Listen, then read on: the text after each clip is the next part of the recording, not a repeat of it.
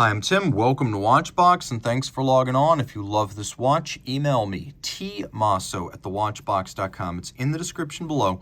It is your purchase and pricing email question line for buying this or any watch you see on any Watchbox platform. Please reach out to me directly. tmosso@thewatchbox.com is my email.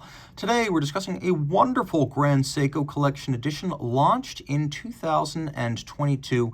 This is the Grand Seiko Evolution 9 Collection High Beat Automatic SLGH017, better known as the Night Birch. So you've seen the white birch. This is the night birch, the woods at night in the landscape of Japan outside of Grand Seiko's watchmaking atelier.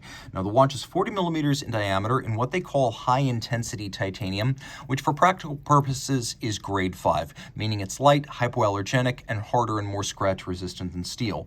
40 millimeters in diameter, 12.1 millimeters thick. We are 46.9 millimeters lug-to-lug, and from end link to end link, the total distance across the wrist is 50.3 millimeters with a 22 millimeter spacing between the lugs. When you put the watch on my wrist, you can see that it wears well. It's actually wonderfully compact lug-to-lug, so while I would recommend it for a wrist no smaller than 14 centimeters circumference on the bracelet, because the case itself is so short, if you were to put it on a strap, you could wear it on a wrist as small as 13.5 centimeters circumference, and you could see down the barrel just how much clearance I have between the ends of the lugs themselves and the edge of my wrist. Feather light, all sapphire and titanium. It sits easily and comfortably. We have a conforming end link to better mate the watch to the bracelet. No gaps, no daylight visible. We have satin bracelet tops. We have satin bracelet profiles, and there's a little rolled bevel on the transitional shoulder of the link. So you can see there is a little bit of tapering down from the end link toward the bracelet. This is a Grand Seiko bracelet in titanium, which means removable links are fixed with pins and sleeves. So if you want to size this at home, you're going to need a block and punch. Just remember to go online and order that. We have an intermediate size link on each side if you are in between sizes with the standard links, so you can find a precise fit. The clasp, it is thick gauge titanium, a single fold twin trigger release, so it will not pop open inadvertently. You can see the clasp is triple finished with media blasting, polish, and then satin. Taking a quick look at the case itself, this is a watch that still believes in owner strap swapping, which is why we have strap tool holes in the flanks of the lugs to ease the process. You can see that the case includes a combination of creases and curves. This is the new Evolution 9 profile, which incorporates historic elements like the faceting at the end of the lugs on the 62GS, the 44GS, the curvature of the 9S series. There's a lot of past Grand Seiko references that live in this shape, but it's very fresh. The Evo 9 collection is brand new. You can see we have satin, but we also have polish. The polish laid down by tin plate polishing on European-made Zalitz machines, and Zaratsu is actually the Japanese word for this. It is a European origin art, but today the foremost practitioners of this hand polishing are the folks at Grand Seiko. And it takes about 3 years to master Zaratsu. It is a mirror polishing technique that is truly artisanal and applied by hand, making this a true hand-finished watch, something you will not find in comparably priced Swiss hardware. Grand Seiko logo on a polished crown. The crown is a screw down. The watch is 100 meters water resistant. The bezel has a conical profile and polish, and then there's vertical satin finish atop the bezel, which gives way to a dramatically boxed sapphire that sits over the night birch dial. And you can see this bark-like pattern with gradients of color and texture.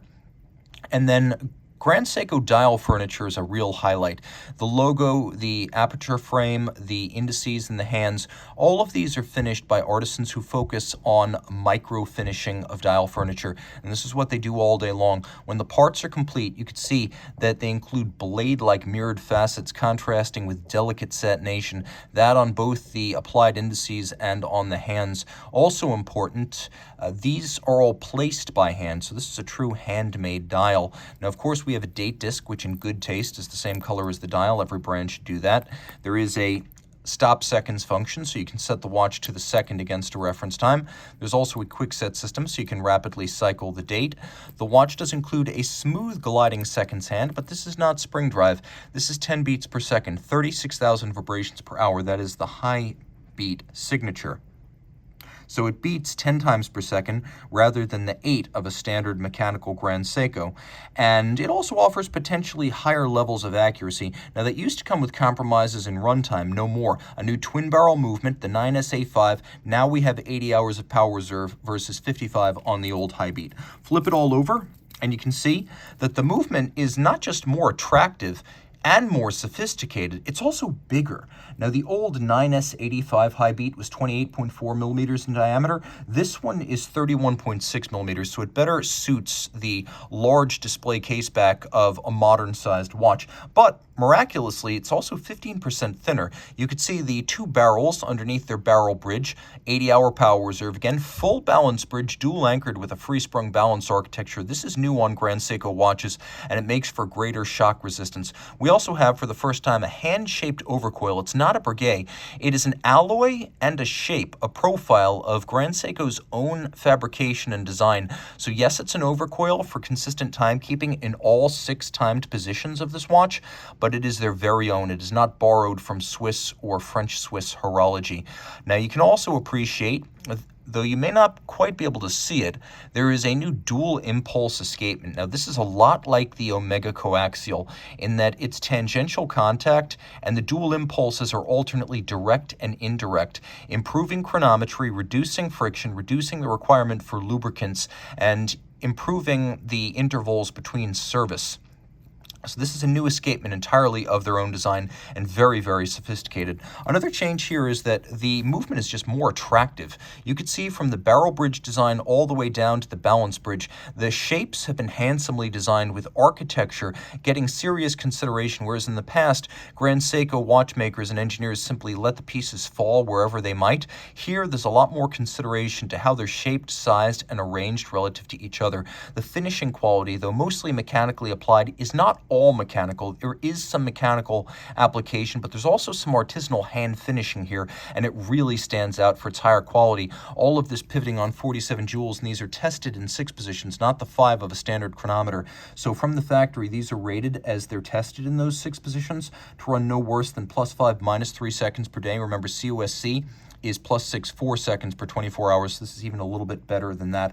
A lot to love about this new movement and this all-new generation of Grand Seiko with the gorgeous Night Birch dial.